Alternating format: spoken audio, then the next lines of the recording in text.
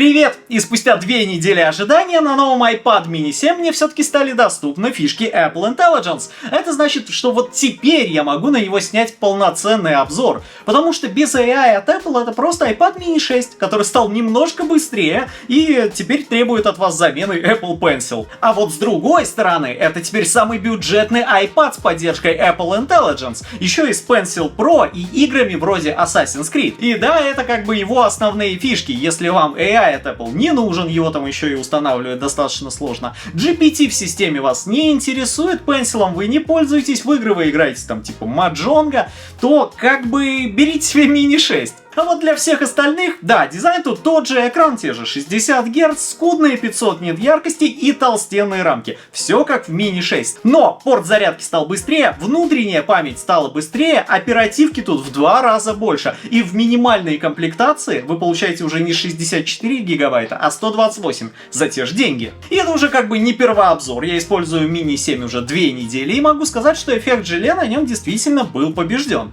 Если вы будете его искать, проводить тесты, то вы, безусловно, в сравнении с мини 6 его тоже заметите. Но если вы просто будете им пользоваться, то такого дискомфорта, как с мини 6, вы больше никогда не ощутите. И как бы фишки тут в основном внутри. Например, первый iPad с поддержкой восстановления по воздуху при помощи другого iOS-устройства. Такая фишка появилась с iPhone 16, то есть теперь вам не нужен вообще Mac. Вы можете положить рядом с этим миником, когда забудете на нем пароль или забьете на нем память, iPhone 16 и сможете просто его перепрошить по воздуху. Прикольно. С другой стороны, конечно, каких-то изменений хотелось бы и побольше. За 3 года, которые миник не обновлялся, в принципе, у Apple много чего изменилось. Так вот, коробка теперь завернута не в пленку, тут просто бумажные стикеры, а в комплекте теперь не гладкий USB-C, а плетеный. Такой вам прослужит немножко дольше. Еще за эти годы Apple рассорилась вообще с Евросоюзом, хотя я не знаю, как по-другому назвать эти взаимоотношения. И теперь в комплектах с европейскими iPad'ами у нас не кладутся блоки питания, со всеми остальными они есть. Ну и визуально у Mini 7 всего 4 отличия. На крышке пишут iPad mini, с версии с LTE пропал SIM-лот, теперь в миниках только eSIM.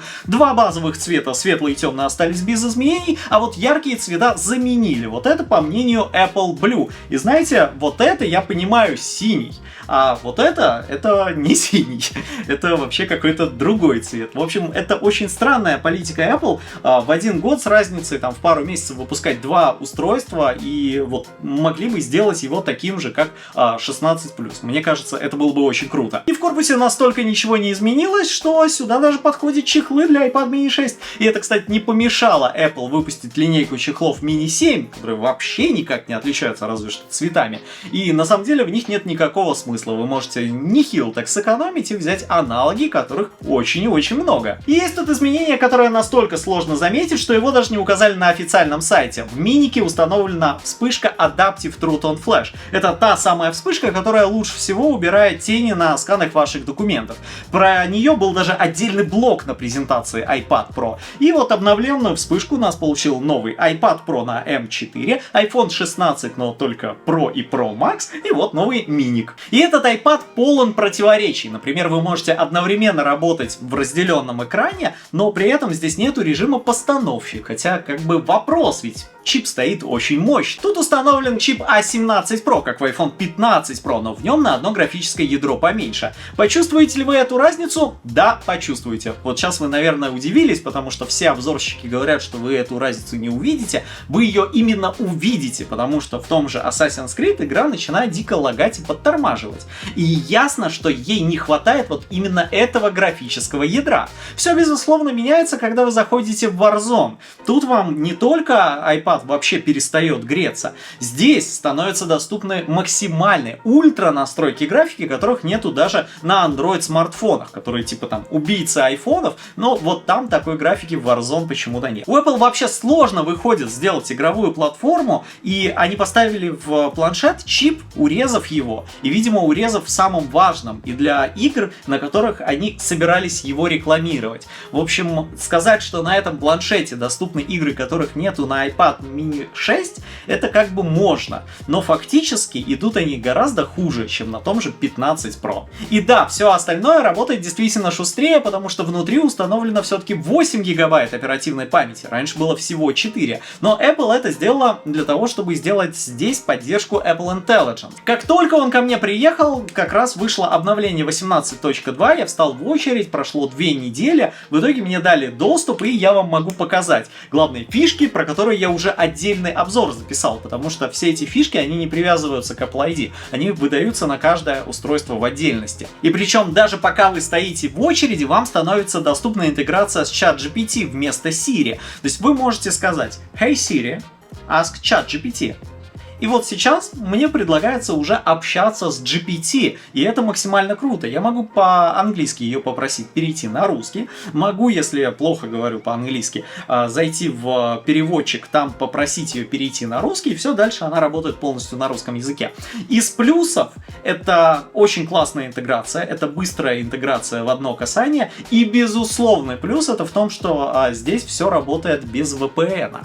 Причем прошло уже достаточно времени, многие пишут, оно не работает без VPN. У нас есть одно различие. Если вы используете подписку на GPT, то у вас все будет работать без VPN. А так вот Genmoji, они позволяют создавать уникальные эмодзи по вашему запросу. Находятся они в сообщениях, можете ввести сюда запрос, выбрать один из вариантов. Появился результат, понравился, можете его сохранить. При этом, если у кого-то также установлено 18.2, но у него, допустим, iPhone 11, ему пришел Genmoji, он может его себе сохранить в галерею и использовать. Да, это стикеры, это просто картиночки, вы не можете их там как обычные эмодзи использовать в вашей переписке, но все равно выглядит весьма и весьма прикольно. Позволяет даже лица генерировать, от этого прям максимально стрёмно пока, потому что, ну, максимально не похоже, но выглядит как бы интересно. Вообще, главной фишкой AI от Apple, я бы сказал сейчас скорость, с которой все это генерируется. Apple уже признала, что она отстает на 2 года, и ей нужно придумать что-то такое, чего нет у других, и вот она вам выкатила скорость. Это действительно происходит гораздо быстрее, чем у всех остальных. Также работает Image Playground. Это отдельное приложение, в котором вы можете перерисовать любое изображение из галереи, вообще в разных стилях. Ну, плюс-минус стили будут разные, иллюстрация будет смотреться как-то странновато. В общем, это очень странная генерация, которая с одной стороны, вот мультяшная, выглядит прикольно, с другой стороны, когда вы пытаетесь сделать это немножко в другом стиле, то здесь подчеркиваются все ваши недостатки. Если человек был пожилой, он становится вообще старым, если он был полный, он становится толстяком, если он был худым, он становится средним, в общем, если у вас крупный нос, он станет еще больше. Apple делает какие-то шаржи. В то же время в заметках у вас появился искусственный интеллект, тоже с быстрым доступом к ChatGPT и форматированием. И вот это работает только на английском языке. И можно говорить, что да, все это сделано гораздо быстрее и гораздо красивее, эргономичнее, чем у того же Samsung, но только у ребят из Samsung все это уже работает на любом языке, а у Apple это еле-еле работает на английском. Через костыли. В общем, с Apple Intelligence пока что все. Честно говоря, поиграйтесь один вечер и хватит. Я не уверен, что на этой волне Apple сможет продавать и дальше свои устройства, потому что чем больше людей все это увидят, тем больше скажут, что да, пусть это недоработано и дальше это будет еще круче и интереснее, но, блин, этого очень мало. Того, что много, это памяти минимальной. Mini 7 получает у нас 128 гигабайт встроенной памяти против 64 у iPad mini 6 и максимальный накопитель на 512 гигабайт. И это при том, что все это за те же деньги. Но правда, чтобы рисовать на нем, вам придется обновить Apple Pencil, потому что Pencil 2 тут больше не поддерживается. Оплатите, пожалуйста, Pencil с USB-C или Pencil Pro. Чтобы вы понимали, Pencil с USB-C не заряжается от планшета, он заряжается очень по-странному, так еще и это весьма урезанный стилус. В то же время Pencil Pro заряжается от планшета, позволяет вызывать новое меню управления, но за это удовольствие надо доплатить 17 тысяч. Pencil Pro распознается даже не прикасаясь к экрану, поддерживает новое меню для выбора инструментов, фишек в нем полно, но, блин, Pencil второго поколения, моя любовь безумная. Почему он просто не поддерживается? Как так-то? В общем, я использую его уже 2 недели. Главная фишка, на мой взгляд, так же как с Mini 6, в том, что вы можете его положить в карман ваших джинс и куда-то пойти. В кармане зимней куртки он вообще теряется. Но это, конечно, очень спорное решение. Если вы максимум смотрите фильмы, играете в игры уровня Mahjong, берите Mini 6, если он даже на 5000 будет дешевле. Если вы хотите в игрушки играть, как на 15 Pro, но при этом не покупая 15 Pro, взяв что-то гораздо дешевле, то, пожалуйста, вот вам штука, которая помещается в кармане. Это классное устройство, мне оно максимально нравится, потому что тут и ультра графика доступна, и она не греется. Да, экран, ну, такой себе, но с другой стороны он отвечает всем моим потребностям. Если у вас не было миника, вы его хотите обновить, то это обновление вас, безусловно, порадует. Ну, а года через 3 мы получим новый мини, на котором будет, ну, допустим, там 90 Гц, а может быть даже 120. И вот это уже будет его главная фишка. Спасибо вам за просмотр этого видео, ставьте палец вверх и подписывайтесь на канал. С вами был Сергей Романцев. Всем пока!